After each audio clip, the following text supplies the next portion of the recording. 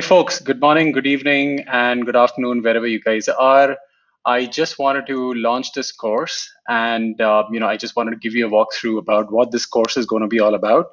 I've been wanting to do this for some time now. I love to teach programming topics like Python, C, C++, Java, including how do you scale websites and how do you work with plenty of traffic, as good as like 5,000 transactions a second. Been working with some of these big companies.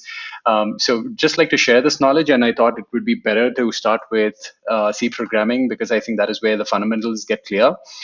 So just moving forward, this is what the course looks like. This going to start with an introduction in terms of how do you set up your machine, what the program structure looks like, and we'll be working through a few examples, primarily Hello World. Also focusing on how to take a user input. We'll then move on to the different data types and talk about the advantages, disadvantages of where to use float, where to use double, how memory gets managed inside. We'll talk a little bit about binary arithmetic as well. Moving on to operators in C, there are plenty of them, but then we'll focus on unary, binary, and ternary. We'll also talk and go a little deeper into operator precedence. Then moving on to making decisions, because ultimately a program, if it is just linear, just does one thing, then it is not a program as well. It's just an instruction that the computer follows with no particular path. Many live programs and many industry applications need you to make the program behave in a particular fashion depending upon the input, right? So we'll be learning how to make decisions.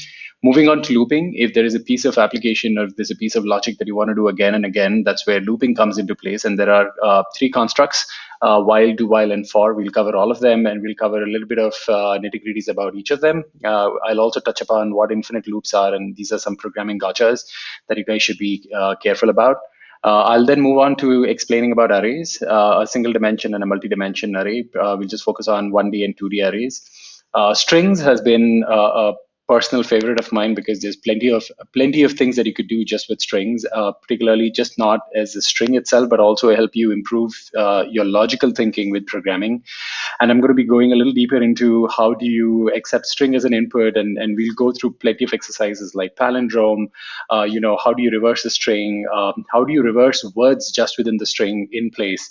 We'll touch upon a little bit about sorting maybe, and then a few more exercises that will help you solidify your foundations for strings. So that's something that's going to be interesting.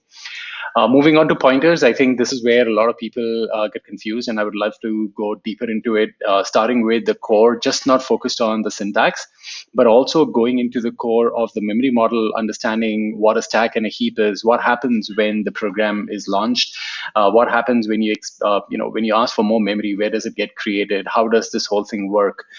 Then we'll get into pointer operators, which is the star and the ampersand, and we will understand the differences between the both of them. And I'll teach you in a very non-programmatic way, using a lot of real examples, just to drive the point home. And we'll then talk about pointer arithmetic as well.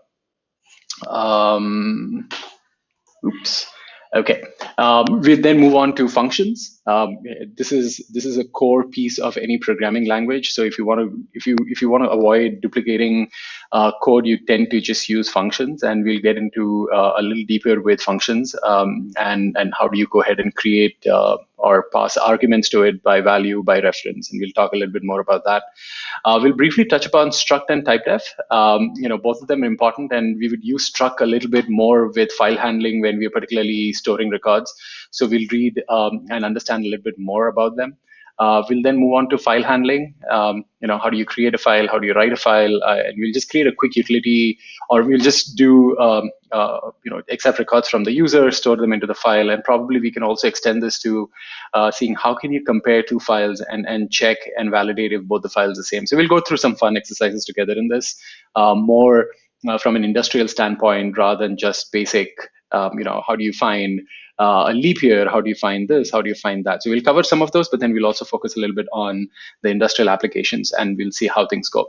I'm going to be covering this with a lot of examples, so please be on the lookout for more videos with a little bit more examples on all of this topic. While some of these may just cover a few examples, but then depending upon what comments you send, depending upon what requests you have, I can cover more and explain more in depth on particular topics, and also provide you more examples and more sample code to work with.